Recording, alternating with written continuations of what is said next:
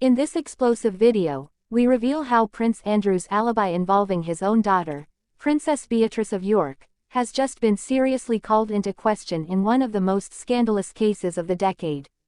If you follow developments surrounding the controversies surrounding the British royal family, this investigation will shock you. Be sure to subscribe to the channel so you don't miss any of our exclusive investigations. Share this video if it resonates with you, and tell us in the comments what you think of these disturbing revelations. The affair currently shaking the very foundations of Buckingham Palace takes an even more dramatic turn with the emergence of new evidence that casts considerable doubt on Prince Andrew's version of events. The man once considered Queen Elizabeth II's favorite son now finds himself in an increasingly untenable position, and this time, it is his own daughter who unwittingly finds herself at the heart of the controversy. To understand the magnitude of this new revelation, we must go back to Prince Andrew's initial statements during his disastrous television interview. In front of the cameras, the Duke of York categorically denied any inappropriate relationship and provided what he believed to be an unassailable alibi for the evening in question. According to his account, he was with his daughter Beatrice at a family event, a claim that seemed difficult to dispute at the time, given the sanctity of family ties within the British monarchy. This defense rested on a seemingly solid account of a loving father spending quality time with his daughter at a party that coincided precisely with the allegations against him. Prince Andrew even provided specific details about the evening, recalling specific memories and conversations he allegedly had with Beatrice, thus lending apparent credibility to his testimony. This defense strategy had been carefully crafted by his legal advisors, who were aware that calling on his own daughter's testimony would provide a moral and emotional bulwark that would be difficult to shake. However, recent investigations by investigative journalists have revealed disturbing inconsistencies in this account. Independent witnesses, whose identities have been verified by several credible sources, claim to have seen Princess Beatrice at a completely different location during the evening in question.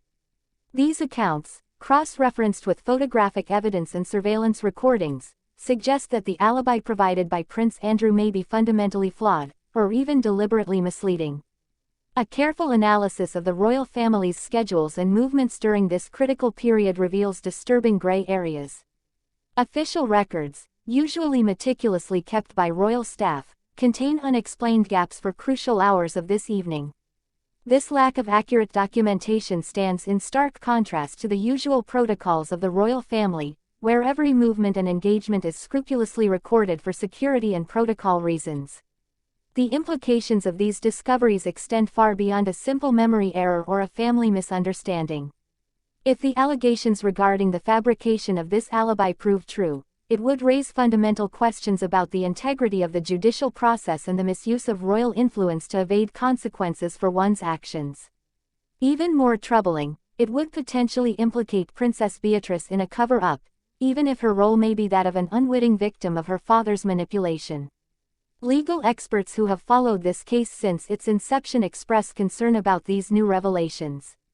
According to several criminal lawyers, providing a false alibi constitutes a serious obstruction of justice, an offense punishable even by members of the royal family. This situation places Prince Andrew in an even more precarious legal position, as it adds potential charges of perjury and obstruction of the investigation to the existing charges. The impact on the reputation of the British monarchy cannot be underestimated.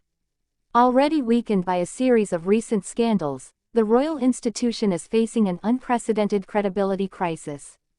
The British public, traditionally respectful of the royal family, is beginning to openly express its doubts about the transparency and honesty of its most senior members.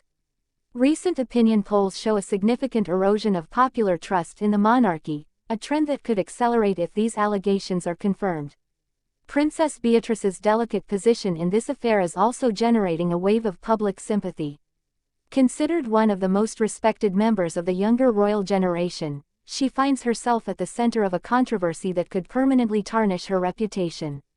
Royal observers highlight the difficulty of her situation, caught between filial loyalty and the moral obligation to tell the truth. This family tension perfectly illustrates the dilemmas faced by members of the royal family when personal interest conflicts with institutional integrity. The international ramifications of this case continue to expand, involving multiple jurisdictions and different judicial systems. U.S. authorities, who are closely following this case due to its connections to the Epstein affair, have expressed their intention to continue their investigations despite diplomatic and protocol obstacles. This determination underscores the importance attached to this case at the highest levels of international judicial institutions. The British media, initially cautious in their coverage of this case out of respect for the royal family, are now adopting a more aggressive approach to their investigations. This development reflects a fundamental shift in the relationship between the press and the monarchy, marked by a growing demand for transparency and accountability.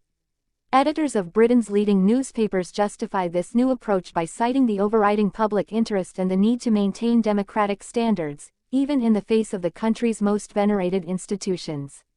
Prince Andrew's inner circle, once composed of loyal defenders, is beginning to show signs of division.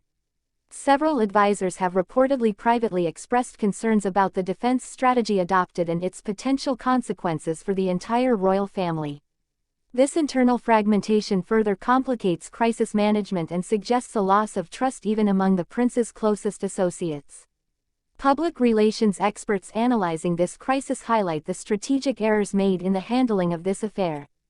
According to them, the initial approach of categorically denying any involvement while providing specific details created vulnerabilities that investigators are now methodically exploiting. This strategy, which initially appeared robust, has now proven counterproductive and potentially self-destructive. In the face of these revelations, how much credibility remains in the official version of events presented by Prince Andrew, and to what extent will this affair shake the very foundations of the British monarchy?